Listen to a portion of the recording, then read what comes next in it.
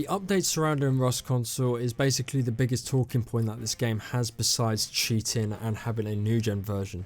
That's probably still considered an update. However, what is the treatment behind the Rust console updates? How many do we actually get in the time span of the year? And what is the cause for us getting X amount within the year or on a per month, per week basis? So for one, we had 18 patch notes within 2024, ranging from January the 25th, 2024 to December the 5th, 2024. And these updates included bug fixes, quality of life improvements, and significant new features. But how many big updates does Rust console receive on a per month basis?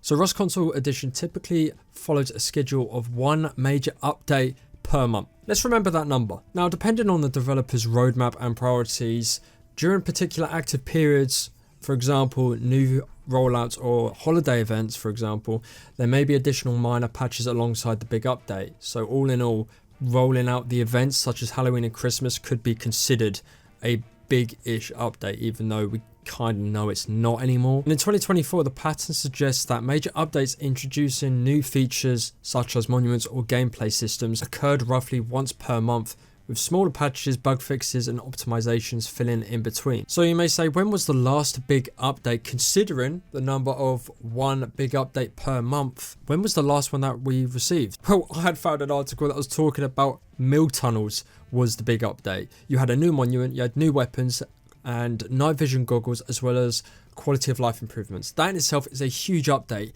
That was back in January, February time of 2024. But hold up, would you consider industrial a big thing for Rust console? Yes, it brought out quite a lot, as well as the quality of life improvements that it came with, such as electric furnaces, for example, and as well the bigger bags that you can hold more loot in. That came out in August. We are now in January, just on the cusp of what I hope to be a new roadmap for the game. But one of the biggest updates for this year, the last big update, I say in quotation marks, was in August. That's almost 4 months without a big update. And the last one we really had was the quality of life improvements, and that spanned over 2 separate updates before Christmas and after New Year's.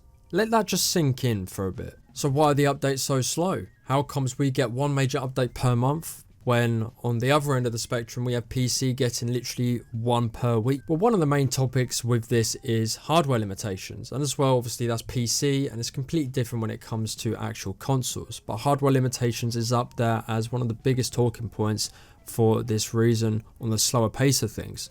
You have performance optimization, so consoles, especially older ones like the PS4 and Xbox One, have limited hardware compared to modern gaming PCs. The developers at Double 11 need extra time to optimize features and content so they can run smoothly on these systems.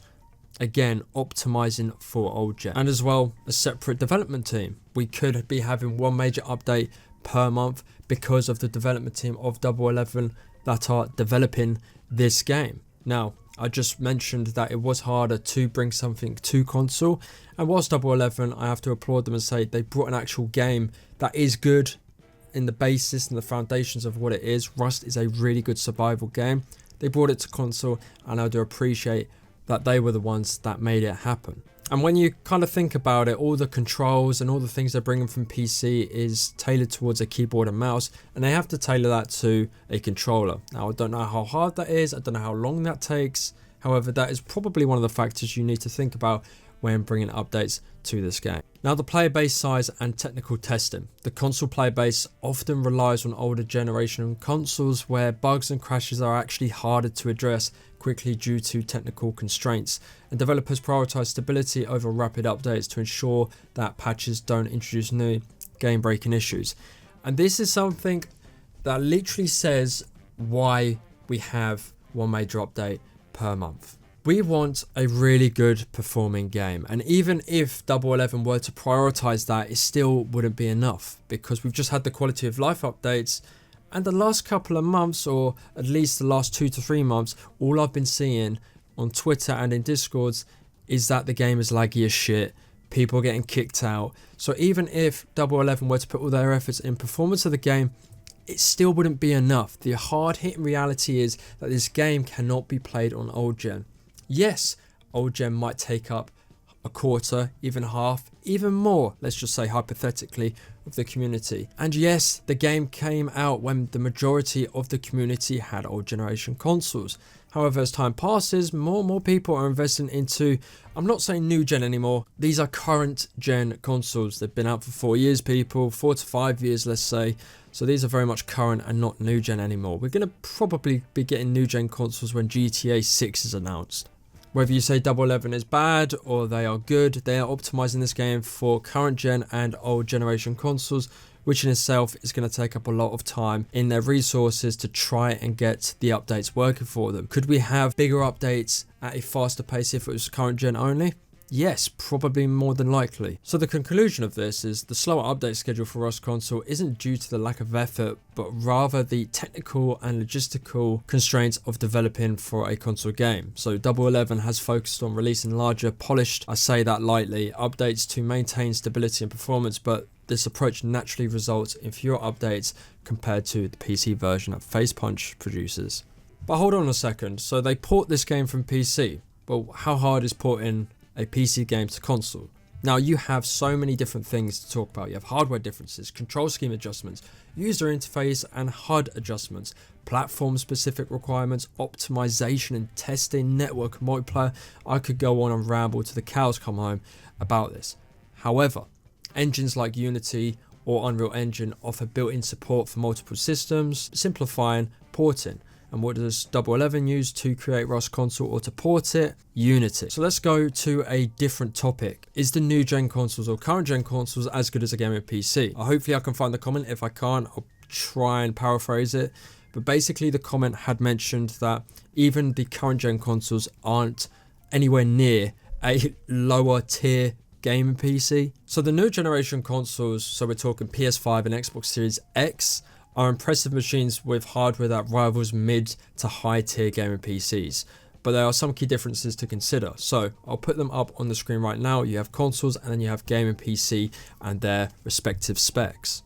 And then you have graphics and ray tracing. I'll put that up on screen right now. So both consoles support ray tracing, variable refresh rates and high resolutions up to 4K at 60 FPS and in some cases 120 FPS.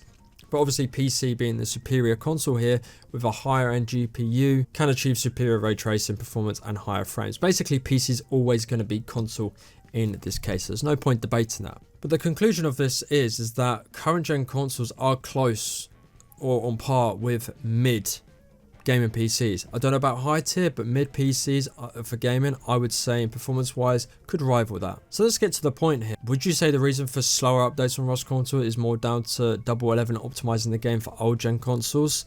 Well, yeah, obviously. The slower update cadence for Rust console edition is largely due to Double 11 spending significant time optimizing the game for older generation consoles, in brackets PS4 and Xbox One. These consoles are a key part of the player base though, but come with hardware limitations that require additional effort to maintain performance and stability.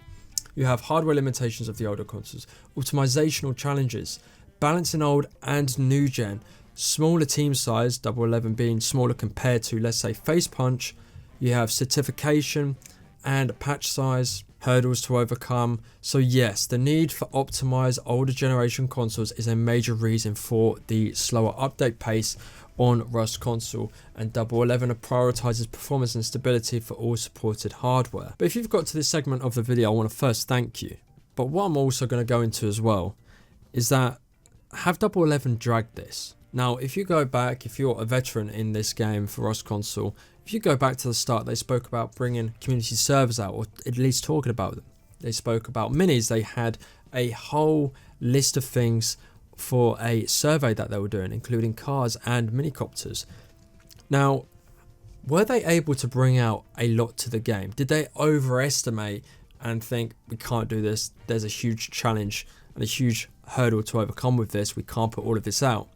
But the fact that they had spoken about it so transparently, more than they do now, were they able to add more to the game earlier on, but decided not to due to the fact they could long stretch all these updates out to bring players back month after month and keep spending money on skins, which is their revenue stream. I'll leave that conclusion for you guys to decide. Thank you for watching. Hopefully this video was informative to see why Rust console gets the update treatment of one major update per month, even though the last major update technically we got was in August, being the industrial one.